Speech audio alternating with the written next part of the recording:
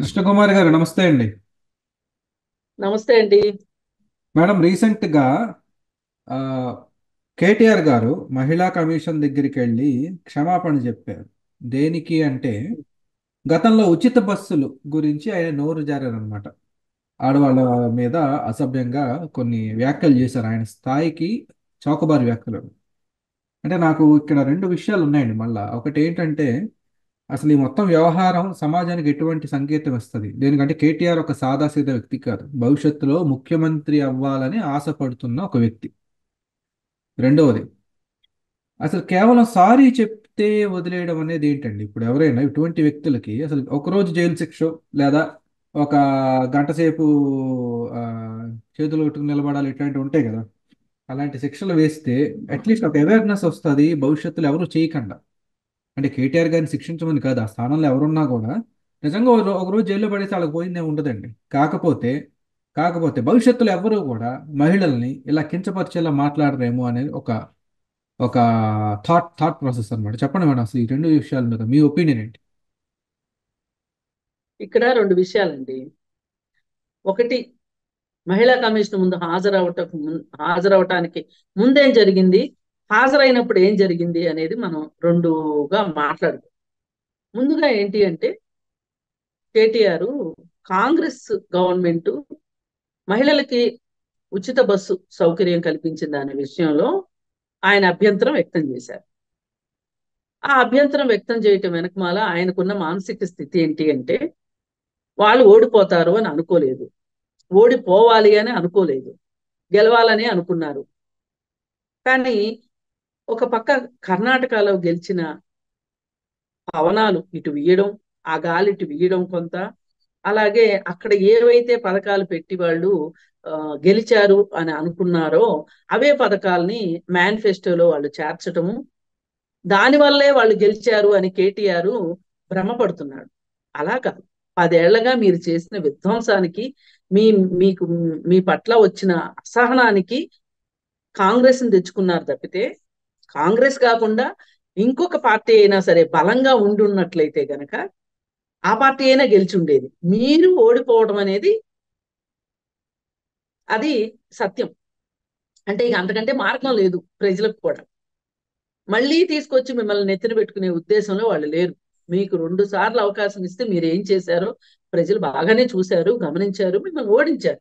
అయితే ఆ విషయంలో ఆయన ఆత్మవిమర్శ చేసుకోకుండా, అసలు మనం ఎందుకు ఓడిపోయాము అనే విషయాన్ని ఆలోచించకుండా, గతంలోకి వెళ్లకుండా, వెళ్ళినా గాని తెలిసినా గాని మూర్ఖంగా ఓడిపోయినందుకు వాళ్ళు తట్టుకోలేక వాళ్ళు ఒక రకమైన దిమ్మరపాటులో ఉండిపోయారు.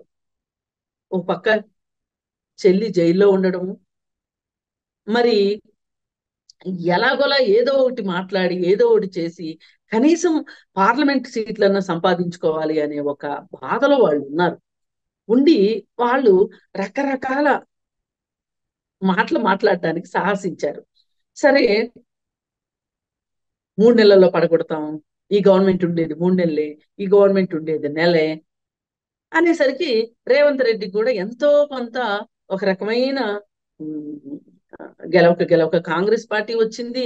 ఎంతో కష్టపడ్డాను నేను, అసలు పిసిసి ప్రెసిడెంట్ అవడమే కష్టం, అయిన తర్వాత పార్టీని గెలిపించుకున్నాను, ఆ తర్వాత సీఎం అయ్యాను, నేను ఇంతలా పోరాడి నేను సాధించుకుంటే వీళ్ళు వచ్చి 3 నెలల్లో పడగొడతాము, 3 రోజుల్లో పడగొడతాము అని మాట్లాడడం గురించి ఒక రకంగా రేవంత్ రెడ్డి కూడా పాలన మీద దృష్టి పెట్టేదానికన్నా తన అధికారాన్ని నిలబెట్టుకోవడానికి ఎక్కువ పాటలు పడ్డాడని చెప్పొచ్చు. ఆ సందర్భంగా ఆయన కూడా ఒక అసహనానికి గురైన మాట వాస్తవం.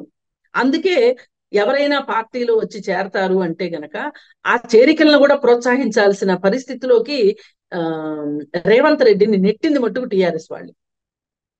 పడగొడతాం, వీళ్ళు ఒక పక్కన పడగొడతాం అంటారు, బీజేపీ వాళ్ళు ఒక పక్కన పడగొడతా ఉంటారు. ఇప్పుడు బీజేపీ వాళ్ళకి ఇట్లాగా గెలిచిన ప్రభుత్వాలని పడగొట్టే అలవాటు వాళ్ళకు ఉంది. ఆల్రెడీ ఎన్నో చోట్ల వాళ్ళు నిరూపించారు. ఈ పరిస్థితుల్లో ఒక ఉక్కిరి బిక్కిరి అయిన పరిస్థితుల్లో రేవంత్ రెడ్డి కూడా విధి లేకుండా పార్టీలో చేరికల్ని ప్రోత్సహించారు. అయితే ఇదంతా ఇలా నడుస్తున్న సందర్భంలో ఎంపీ ఎలక్షన్స్ లో కూడా ఒక సీటు కూడా రాలేదు. ఇక అప్పుడు మరీ వాళ్ళు, అరే ఎంపీ సీట్లు కొన్ని వస్తే మోడీ తోటి బార్గెనింగ్ చేసుకునే వాళ్ళం కదా మనము అనే ఒక బాధలో కూడా వాళ్ళు వెళ్ళిపోయారు. ఆ సందర్భంలో ఎవరికి నచ్చినట్లు వాళ్ళు, ఎవరికి తోచింది వాళ్ళు మాట్లాడటం మొదలెట్టారు ఆ పార్టీలో వాళ్ళు. సరే, అప్పటికీ వాళ్ళు ఆపలేదు దాడి, మేము గవర్నమెంట్ పడగొడతామనే మాట సంకేతాలు ఇస్తూనే ఉన్నారు. అలాంటి ఒక సందర్భంలో మహిళల ఫ్రీ బస్ గురించి ఒక మాట వచ్చింది. ఒక టాపిక్ వచ్చినప్పుడు ఆ టాపిక్ లో ఏముంది, చక్కగా ఫ్రీ బస్సులు, ఫ్రీ ప్రయాణం ఉంది కదా, దానిలో ఉల్లిపాయలు తరుక్కోవచ్చు, రీల్స్ చేసుకోవచ్చు, డాన్స్లు వేసుకోవచ్చు, ఇవన్నీ చేసుకోవచ్చు అని చెప్పి ఆయన ఎద్దేవా చేయటం జరిగింది. అయితే ఆయన రేవంత్ రెడ్డిని ఎద్దేవా చేయాలని కానీ, లేకపోతే సమస్యల పట్ల పోరాటం చేయాలని కానీ, రేవంత్ మీద టార్గెట్ చేయాలని కానీ అనుకోకుండా మహిళల పైన టార్గెట్ చేయడం ఏంటి అనేది ఇప్పుడు ఇక్కడ ప్రధానమైన అంశం. అయితే దీనికి మనం అసలు కేటీఆర్ ఎవరికి ప్రతినిధి అనేది తేలాలి అంటే ఒక లిట్మస్ టెస్ట్ ఉంది. అదేంటంటే ఐటీ ఏరియాలో షీట్ షటిల్స్ అని పెట్టి ఫ్రీ బస్ సౌకర్యం పెట్టారు.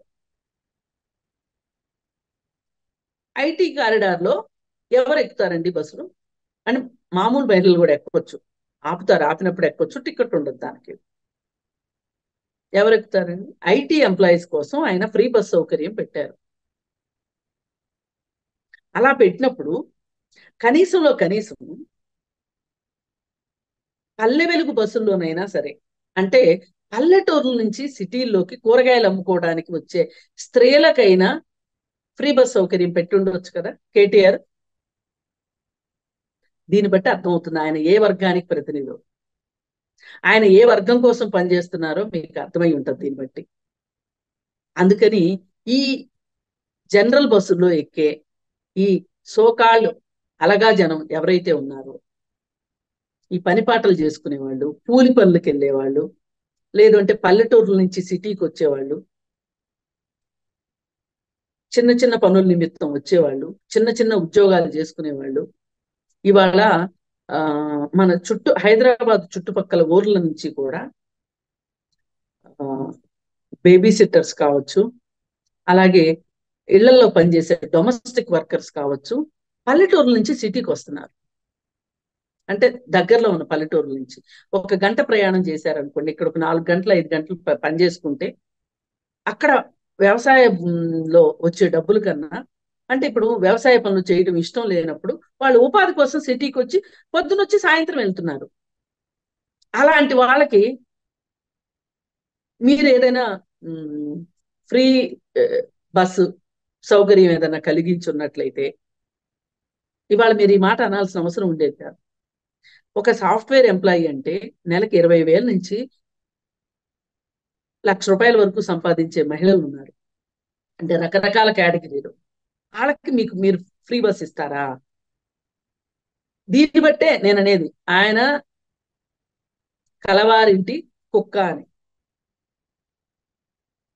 ఆయనకి ఈ ఈ మామూలు జనాలకి బస్ టికెట్లు ఫ్రీ ఇవ్వటం ఇష్టం లేదు. ఆ మనస్తత్వం ఉంది కాబట్టి ఆయనకి అప్పుడు వాళ్ళకి సౌకర్యం కల్పించాడు. ఇక్కడ వీళ్ళు కాంగ్రెస్ వాళ్ళు సౌకర్యం కల్పిస్తే ఆయన తట్టుకోలేకపోయాడు, అలా మాట్లాడేశాడు. ఇక అధికారం పోయిందనే ఉడుకుమొత్తనం కావచ్చు, బాధ కావచ్చు, ఉక్రోషం కావచ్చు, ఏమన్నా కానివ్వండి, ఆయన అయితే ఆ మాట అనేశాడు, తప్పు మాట మాట్లాడేశాడు. మాట్లాడేస్తే ఎవరో మహిళా కమిషన్కి మహిళా కమిషన్కి ఎవరు కంప్లైంట్ చేయలే, మహిళా కమిషన్ సుమోటాగా తీసుకొని రాయ్య బాబు వచ్చి వివరణ ఇవ్వు అని చెప్పి వచ్చాడు. ఇప్పుడు అసలు నాటకం ఇప్పుడు మొదలైంది. ఆయన ఎంత పైకి క్షమాపణ బయట కూడా క్షమాపణ చెప్పున్నాడు, కానీ మహిళా కమిషను నోటీస్ ఇచ్చింది కాబట్టి రాక తప్పలేదు, వచ్చాడు. వచ్చినప్పుడు వస్తూ ఈయన ఏదో చిన్నపిల్లోడైనట్లు ఇప్పుడు స్కూల్లో టీచర్ తప్పు చేశారు అని చెప్పి తండ్రిని పిలిచారనుకోండి, పిల్లల తల్లిదండ్రులు పిలిచారనుకోండి, స్కూల్ ప్రిన్సిపాల్ పిలిస్తే కొన్నిసార్లు ఏం చేస్తారంటే తండ్రులు వెళ్ళరు, ఎందుకంటే వీళ్ళకి మొహం జల్లదు. మొహం జల్లకి ఏం చేస్తారంటే తల్లుల్ని తీసుకెళ్తారు, వీళ్ళైతే ఏదో కొంచెం కన్విన్స్ చేస్తారు. ఆడవాళ్ళని అయితే గబాలను మాట అనరనో లేకపోతే ఇంకోటో తల్లులు పంపిస్తా ఉంటారు తండ్రి వెళ్లకుండా. అయితే అక్కడికి వెళ్ళిన తర్వాత ఈమె పుత్ర వాత్సల్యంతోనో లేకపోతే ఇంకోటో ఎంతో కొంత కొడుకునో కూతుర్నో వెనకేసుకొచ్చి ఆ కాస్త వాళ్ళని ఎక్కువ సారీ చెప్పి ఏదో పరిస్థితి నుంచి, ఆ గడ్డు పరిస్థితి నుంచి పిల్లోడిని బయటేస్తే వాళ్ళని కూడా బయటేసుకుంటారు. అలాగే నా కేటీఆర్ వస్తూ సబితా ఇంద్రారెడ్డి అసలు ఎంత ఆశ్చర్యంగా ఉందంటే కేటీఆర్ ఇంత పిరికోడా అనిపించింది. ఆ, ఆ, సత్యవతి రాథోడ్ గారిని, అలాగే ఆ, సునీత లక్ష్మారెడ్డి గారిని. అంటే సునీత లక్ష్మారెడ్డి అంటే టిఆర్ఎస్ హయాంలో ఆమ్, ఆవిడ కూడా చైర్పర్సన్ గా పనిచేసి, మహిళా కమిషన్ చైర్పర్సన్ గా పనిచేసింది. అయితే వీళ్ళందరూ వెంట పెట్టుకుని తీసుకొని వచ్చి అక్కడ పెద్ద గలాట.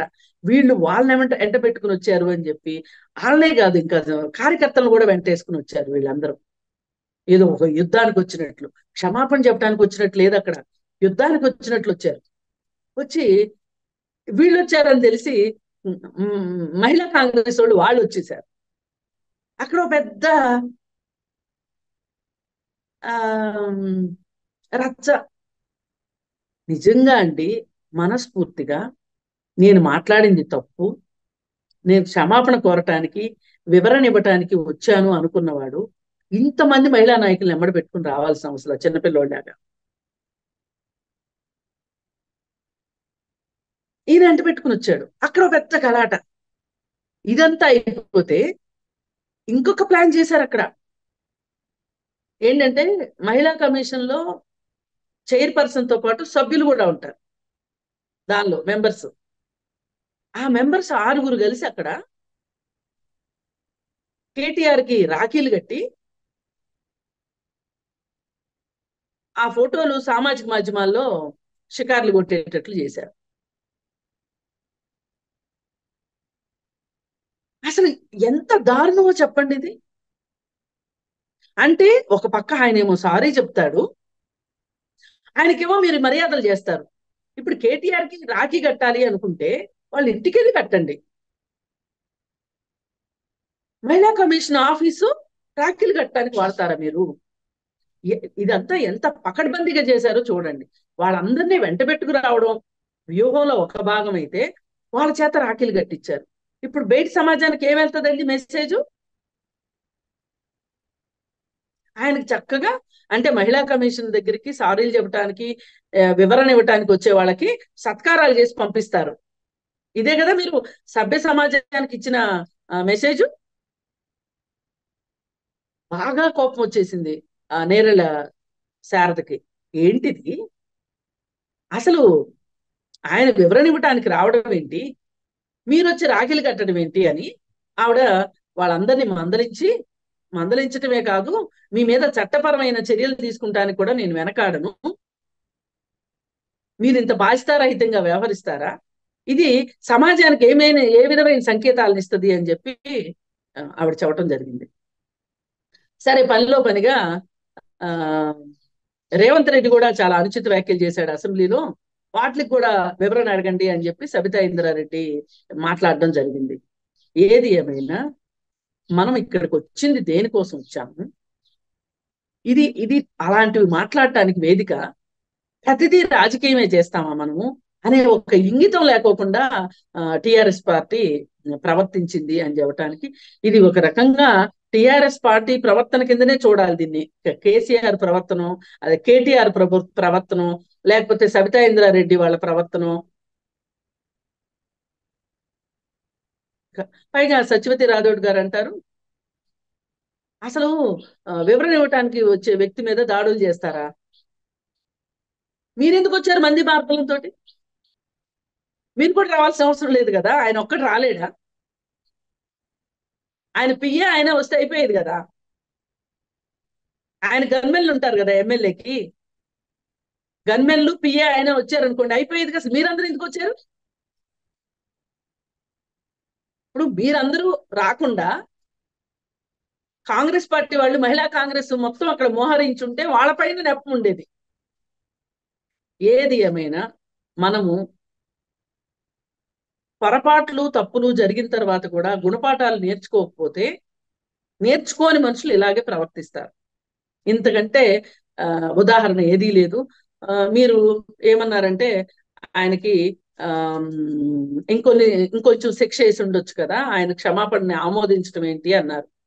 ఇప్పుడు ఈ తరువాత జరిగిన కార్యక్రమం తెలియదు కాబట్టి మీరు ఆ మాట అన్నారు. ఆయన కేవలం కంటి తుడుపు కోసమే వివరణ ఇవ్వటానికి వచ్చారు తప్పితే, మనస్ఫూర్తిగా జరిగిన, నేను మాట్లాడిన మాట తప్పు అనే ఉద్దేశంతో మటుకు ఆయన రాలేదు అనేది తేట తెల్లం అయిపోయింది. ఇంకా దీనికి శిక్ష ఏంటో మహిళా సమాజమే వేస్తుంది. రైట్. చూద్దాం మేడం. దేనికంటే ఆ, చెప్పిన ఉద్దేశం ఏంటంటే, ఇటువంటి వాళ్ళకి ఒక రోజు శిక్ష అనేది వేస్తే మహిళల మీద ఇటువంటి బాధ్యతగా ఉంటారని మీ ఉద్దేశం. మోకమారు మాటలు, అవును, ఒక ఆర్ రామ్ గోపాల్ వర్మ కానివ్వండి, ఒక కేటీఆర్, ఇటువంటి వాళ్ళు ఎవరికి కూడా మహిళల మీద అనుచిత వ్యాఖ్యలు అసెంబ్లీలో మీరు అన్నట్టు రేవంత్ రెడ్డి గారు కానీ ఎవరైనా కానీ ఉండదు, అక్కడ ఎవరున్నా సరే. ఎవరైనా అసలు ఎవరు మాట్లాడినా తప్పేనండి మహిళల పట్ల. పైగా మాట్లాడడం ఒక తప్పు, రాజకీయం చేయడం ఇంకో తప్పు. అవును. తమ తప్పు మాట్లాడినా తప్పే. క్షమాపణ చెప్పాలి. అప్పుడు అవతల వాళ్ళ తప్పుకు వాళ్ళు కూడా సిగ్గుపడి క్షమాపణ చెప్తారు. అంతేగాని అవతల వాడు చెప్తారు. చెప్పాడు అన్న రాజకీయంగా వాదనకి ప్రతివాదన లాగా తీసుకొచ్చి ఇంకా కించపరుస్తున్నారు మహిళల్ని. మేమనేది ఏంటి, అవును. వాడుకున్నాడు కదా అని చెప్పడం అని. చూద్దాం మేడం, మరి ఉమ్. ప్రజలే దీనికి న్యాయ నిర్ణేతలుగా ఉంటారని భావిద్దాం. ధన్యవాదాలు. ధన్యవాదాలు. ధన్యవాదాలు.